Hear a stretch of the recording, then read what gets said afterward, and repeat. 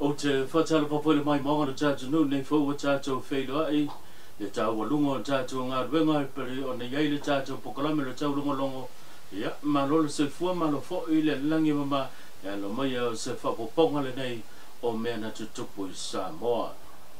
e momo atu i tātou tala o te ena e le whailo tusam tanga ruenga le pāle mia le malo Samoa le fionga tō mai mano o ngā whili shem leo Tristu singa le nuspepola Samoa observa pe ona whaasalawina i le wa yaso le nei. Leo lo whamatale na i le whaidoa inga, le fionga i le ia anga whili, tau mai manoshem leo, pa pe fo i le whaurulunga le matanga wenga vai whafo, le fionga pesata nau mea simi, i le ofisa o le sui pāle mia le fionga toi lupe puli manuku on semo, e tala no ina ai nisi o vaenga e pe ona iai ia le si ngase ngase pole sa ilinga matangi ale te tai o le atunu le fionga la uli le mai le tole o te pola tai bao forces me a toi mafono tanga o lo fatino i lunga a o whapena ona iai atunu mamao mo sa ilinga matangi sau noa ia le fionga tō mai mano anga whili shem leo i se pepo whamtalanga mai le malo e le ise me whapena tupu mai matua te ena le tu singa e pe ona lo mia ma fa salawina ele fa unga le vai aso nei sau no ia le fionga anga fili ele moni mai le sao ia tu singa e pe ona fa salawina ele iai se fedo inga sa fa tino ina mai le itala no ina foi la te le iai foi fa tasi male fa ulunga mtanga venga ba fa fo i to tono le mauta po le ofisa o le sui pale mia le fionga toi lupe po le mnuku on semo o lea lau wa wha manino mai e se pepo wha mtalanga lea tua inga ma lea tustusinga e le moni mai le wha maonia. Inisi o tātou tala e le o talia e le taitai o le vang whau whai pui le ia tau o tangata po le taitai o le tua ngai le whionga la tu le epa sai le malia le ngoi le tūlanga e pe ona whai ai le whai unga a le whong petalai le maota e pe ona ave e se ai mo le lua suma le whai tū la ia se tasi o sui le vang whau whai e pui le ia tau o tangata le whionga loau sola ma le malo ke ne te sio i le tūlanga e pe ona iei ana la whonga le mafo whau le na whau inga ina le whong petalai le maota awa pa au mo le pola loi tafua le na mafo aila na whai unga ma ave se ai le whai pule le tu malo sanganga numero tasi mai tauru manga o le fontanga le pāle mene o se whapoponga le nei o le nei tala for e whape la uata o se upu hodili e wholinga o matu ia te re whawhonga a le whawhtala e te rea matou i mawina leo whamtalanga le a le sui al matou vana e pēr ni la uata la ma le fo isa no fu un taftafu a ole ola le ia le me falo te leo le ia la po falo mo isis a to te la matu i falo mo i le tala pura masanya e fai mo te vie ma sa auto no ai fo no bo sigia con to tia o pusa fai il matu fo temi o ita mai ma to no il mot wa ma wa e upu fai a upu fai tu la fo il no te tia ma suo fatto male ale winga la fa winga no upu le e a ia ta no la forma matu ia mai mata e la tu Facebook la a le foi te e ole lo ma fu fa le tu le gol matu su le wingo la le no tu le lo se fa na tu pan e ile on na gana le ta no ai alors tu lo le famela to guardo te le ho in software in tele marla belle canna le la sa o by phone by stop la sa o tom fai lo ai ole ngana sa mole pe sai man fa mai no tau ole o yai le commission ngana sa mo o mon pasia tu la fono la ngana lu ele tu la tonu ale ole tapena ina le ole o se long sisiloi e ambei upo ngana e so sani to tele e fima malamba upo SS nella o veai se tala pupo na tu la menu ta opulea alors le haute ministère tupe ole tom faile o nisio faz alo ia lengana Samoa fai ai ona whaonga ia onga lengatala o onga Samoa nei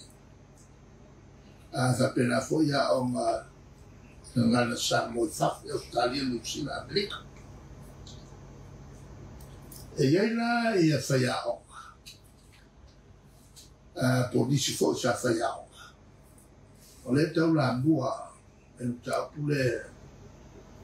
e au fiela Fanafi Dr. Fanafi e au fiela foi i Tamalopita e au fiela foi la leura e le li leo Mauloro sa fe malanga solo a fai fono il fatto in malo ia la to fai malea o ngana Samoa ai le mana o fa si ai ia malo o lo venga o le tanga luenga o la tobia ngaf ngana Samoa e le mafuanga o falon e wale ya se merilo e le ilo sa nau la tu loto la tobia tu al malo o se fai unga ua wha winga ina le fionga tu le pasa le malia lenga oi o se tulanga wa tangia mai ai le mau ma le mapo upu ia aua le muli ta le tulanga e pe ona fa sino ina mai le tula fono le mau fono le pale mene o esel mele o ia ile le fono le pale o tele upu isi meo meo suama o esel mele o mapo upu kahaka e avo o ngalo o upu le pale ele ngata in la le milia fa upu le pale ala fo ie mala fat almena le o upu le pale ke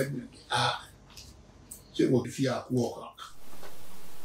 inisi tatou tala o leo wa whamawina e whamedi o whapena ona whelo tatou wafu i mtautu ia pia i le nei masina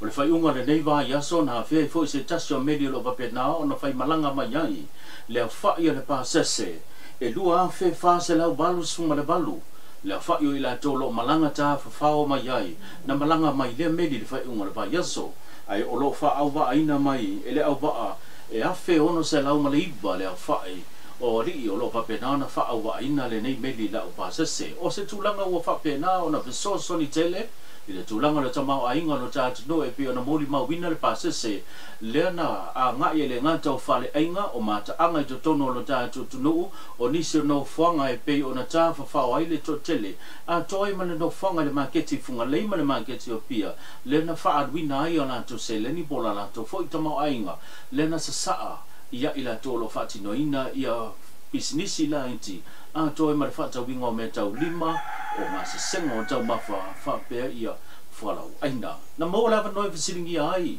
disio ila tau na fapenao na malanga mai le meli isola tau fo ifina ngalo e tu sai mo le to ai tau no ila fandu o Samoa. I came 6 years ago for 1 week, and I just loved the country, the people, everything about it was great. And I just always wanted to come back, and here I am for another week. Last time I went to Savai'i Island. I hope to go back there again. Tomorrow I'm going to Saleapanga.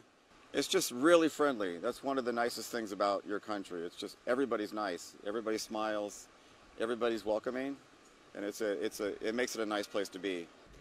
I feel that it's very clean, it feels very safe, and just the feeling that you get is just of calmness and peace and just kindness and love. And I think that's what the Samoan people are all about.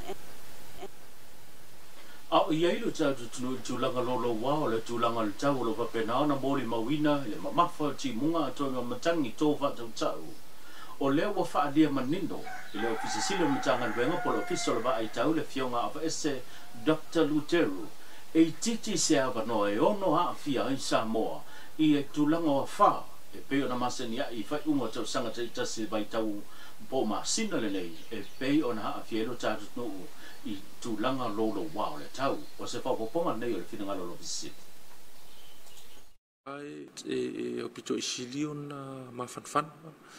Peo io le energy po le malo si anga e whawhangaina ia ma fua ia wha. Tai milani o le whaisina mamau ese atu ma Samoa. Ia anga ileana i le tu sifo ia la talate tunu i Vanuatu Solomona ma le nafu i vaenga le West Pacifica. Ia peo le mafua angana ua whamawina ia. I le titi sewa no Samoa no afia ia wha.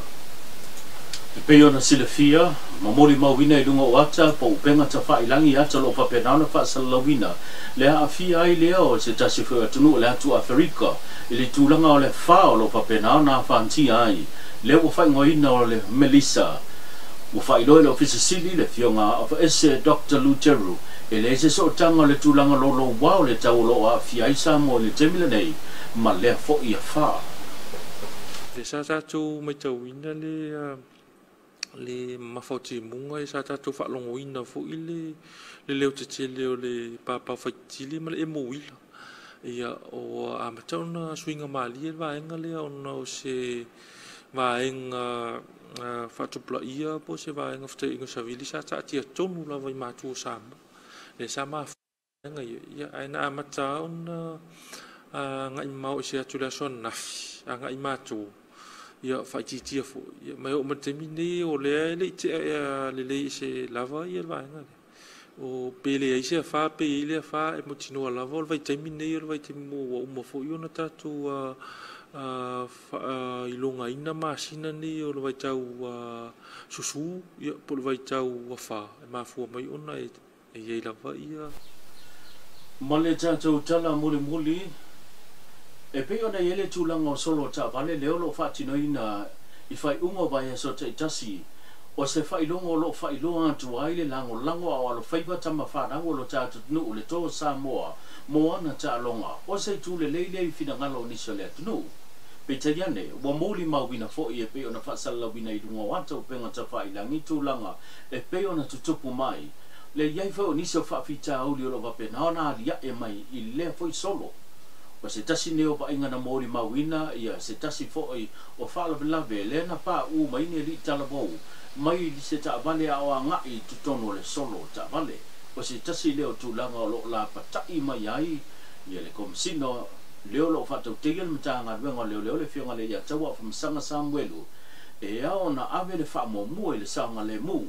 ai o se i tūfo i e pe o na la ngā le fionga i le tamaita i sui pā le mia le fionga Pola na rosa ale moli o wata tau ona tau fia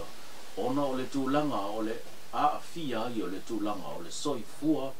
mane sanga le mu o le tātou. No so tonga pe ona yele tātou pukalame pe ona tātou masani ai wa yaso te tasi tuli tamai e whapoponga i le nawa yaso pa soi fua ia.